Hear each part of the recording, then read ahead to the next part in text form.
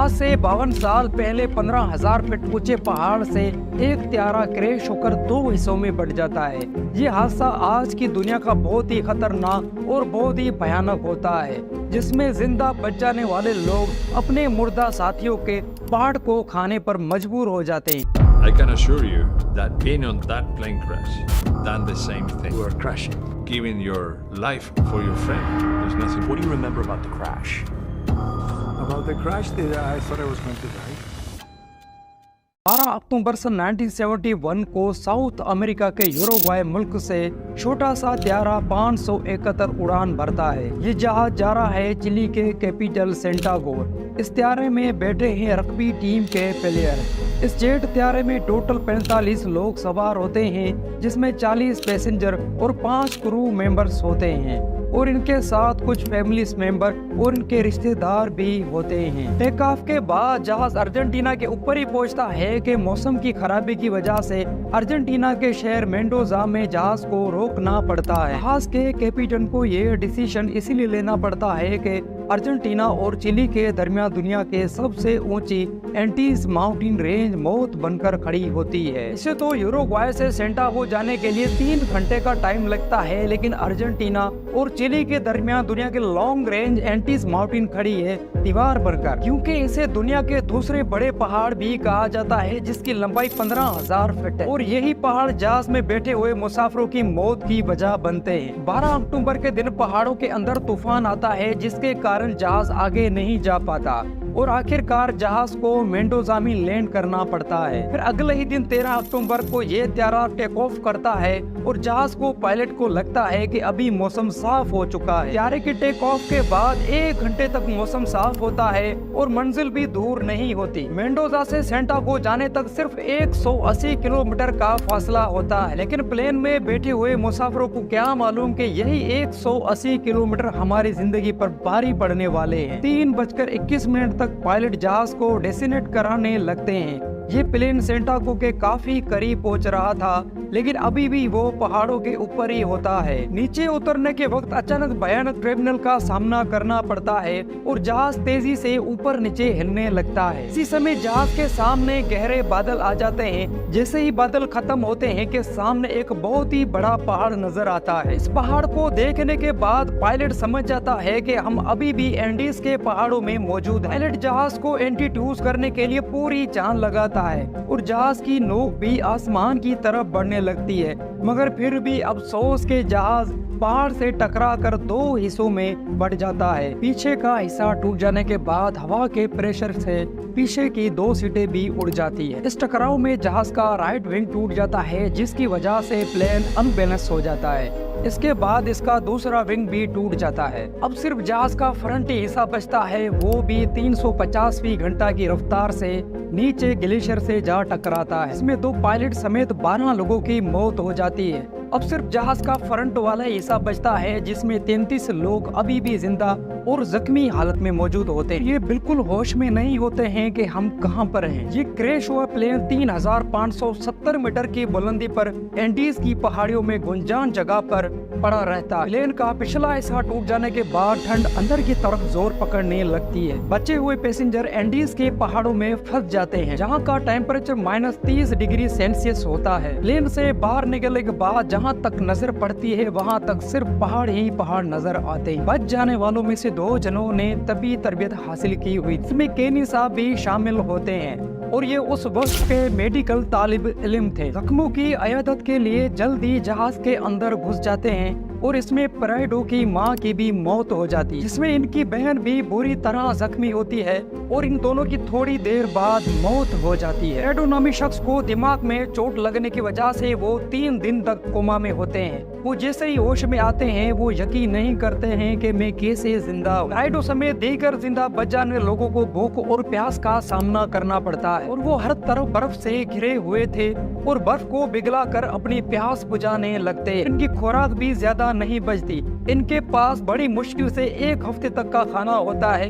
वो भी थोड़ा थोड़ा बांट कर वो 1 हफ्ता तक चलाते। ये जहाज क्रैश होने की वजह से इनका सारा खाने पीने का सामान नीचे गिर जाता है। इससे ही इस हादसे के बारे में खबर मिलती है तो फौरन 4 हेलीकॉप्टर रेस्क्यू के लिए भेजे जाते हैं। ये जहाज 4 दिन तक एंडीज की पहाड़ियों में रेस्क्यू ऑपरेशन करते हैं, मगर इसको ना जहाज नजर आता है, ना जहाज का मलबा, ना इंसान नजर आता है कि जहाज ऐसी जगह पर क्रैश होता है जहां पर सफेद पहाड़ और ज्यादा गहराई वाले माउंटेन होते हैं। इस रेस्क्यू ऑपरेशन में अर्जेंटीना और यूरुग्वाय की टीमें भी हिस्सा लेती है, जिसके बाद 11 हेलीकॉप्टर हो जाते हैं, लेकिन फिर भी पता नहीं चलता और देखते ही देखते रात हो जाती है और रेस्क्यू ऑपरेशन को बंद करना पड़ता है। बचे हुए पैसेंजरों को एक उम्मीद होती है कि आज की रात हमें कैसे ही करके गुजारनी है, कल सुबह तक हमें कोई ना कोई रेस्क्यू कर ही लेगा। वही पैसेंजर टूटे हुए जहाज में शेल्टर बनाकर रात गुजारते हैं। रात इनके लिए बहुत ही भयानक और खतरनाक होती है, क्योंकि रात के टाइम पर यहाँ पर 30 डिग्री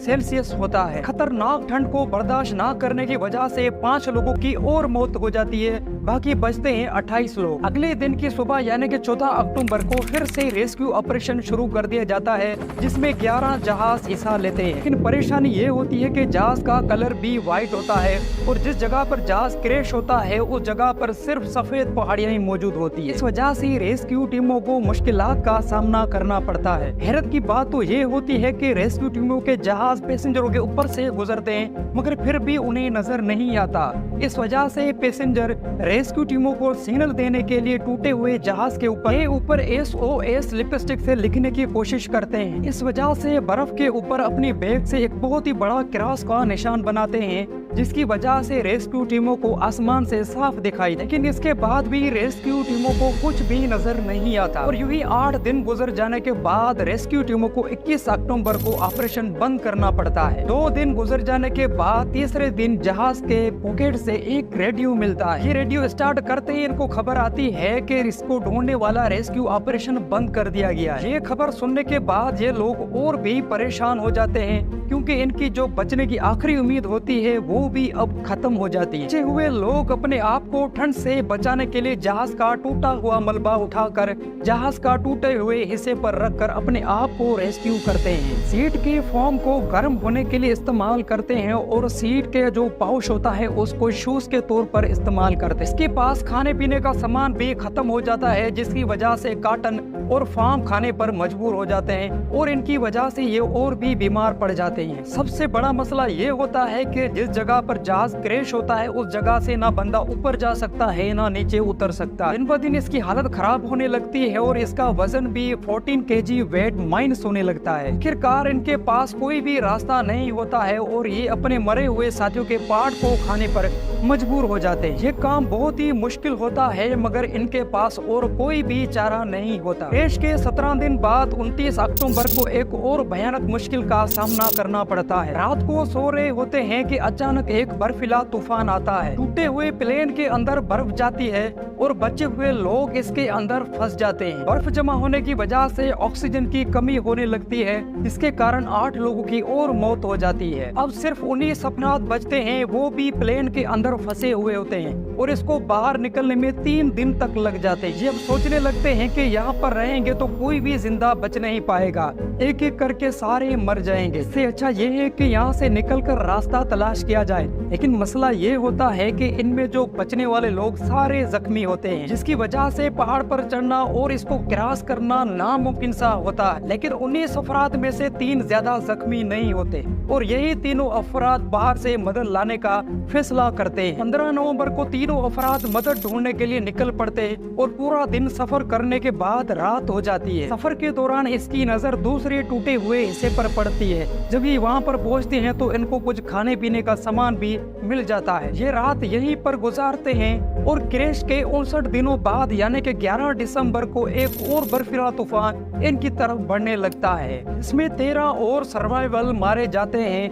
बाकी 16 लोग बचते हैं और ये तीनों नौजवान केनिसा, प्राइडो और वेजिटन एस्टन की पहाड़ों की तरफ निकल पड़ते हैं, इस उम्मीद में कि शायद पहाड़ के उस तरफ ग्रीन वैली हो और यहाँ पर हमें कोई मदद मिल सके। ये बहुत ही लॉन्ग हाइट होती है और इसके पास ऐसी कोई भी चीज मौजूद नहीं होती है कि जिसकी वजह से ये आसानी इस हाइट को क्रॉस कर सके। पूरे 3 दिन तक हाइट पे सफर करने के बाद आखिरकार ये तीनों अफराद पहाड़ की चोटी पर पहुंच जाते हैं, मगर अफसोस के पहाड़ पर पहुंचने के बाद इन्हें सिर्फ सफेद ही सफेद पहाड़ नजर आते हैं और जिंदगी के कोई भी आसार नजर नहीं आते। खाने की शॉर्टेज की वजह से एक बंदा वापस जाने का फैसला करता है, लेकिन केनिसा और पराइडो हार नहीं मानते और ये दोनों पहाड़ की दूसरी जानिब चल पड़ते हैं। 10 दिनों के ट्रेवल करने के बाद 1 किलो मुश्किल तरीन सफर करने के बाद एक ग्रीन वैली में आखिरकार पहुंच जाते हैं और यहाँ पर इनको जिंदगी के आसार नजर आते हैं। यहाँ पर इन्हें कुछ जानवर और पानी की नहर दिखाई देती है और सबसे पहले जाकर ये पानी पीते हैं और नदी के उस पार घोड़े पर सवार एक इंसान दिखाई देता है, मगर पानी के शोर की वजह से उन तक उनकी आवाज नहीं पहुँच पाती। घोड़े पर सवार इंसान को एक आइडिया आता है और पेपर को पत्थर में लपेट कर उनकी तरफ फेंकता है। केनिसा और पराइडो अपने साथ होने वाले हादसे के बारे में सारा कुछ लिखते हैं और पेपर वापस और घोड़े वाले की तरफ फेंक देते हैं और घोड़े सवार घोड़े को भगाते हुए उस लेटर को चिली गवर्नमेंट तक पहुंचाता है। तो चिली अथॉरिटी यकीन ही नहीं करती है कि ये कैसे हो सकता है, जिसको तो 2.5 महीनों से ज्यादा अरसा हो चुका है, उस क्रैश में कैसे इंसान बच सकते हैं। 72 दिन गुजर चुके हैं, जहाज को क्रैश हुआ है, उस जहाज में कैसे इंसान जिंदा बच सकते हैं। चिलियन अथॉरिटी सबसे पहले केनिसा और पराइडो को रेस्क्यू करती है। वो मेडिसिन और मरहम पट्टी करके इनके साथ होने वाले सारे हादसे में डिटेल के साथ पूछते हैं और यूं ही 22 दिसंबर 72 डेज के बाद आखिरकार केनिसा और पराइडो की बताई हुई लोकेशन रेस्क्यू टीम में पहुंच जाती है। रेस्क्यू टीम के पायलट पहाड़ को देखकर हैरान हो जाते हैं कि इन दोनों इंसानों ने इतने बड़े पहाड़ को कैसे बिना सहूलत के क्रॉस किया होगा। कार सारे सर्वाइवर को रेस्क्यू किया जाता है और इसके मरे हुए साथियों को यहीं पर दफना दिया जाता है और इस कब्र के ऊपर पत्थर रखकर एक मेमोरियल बना दिया जाता है और ये मेमोरियल आज भी वहां पर मौजूद है। तो ये वाकया हमें मोटिवेशन देता है कि इंसान चाहे तो कुछ भी कर सकता है। दोस्तों, वीडियो पसंद आए तो लाइक, सब्सक्राइब और शेयर जरूर करना और कमेंट सेक्शन में अपनी राय का इजहार भी जरूर करना।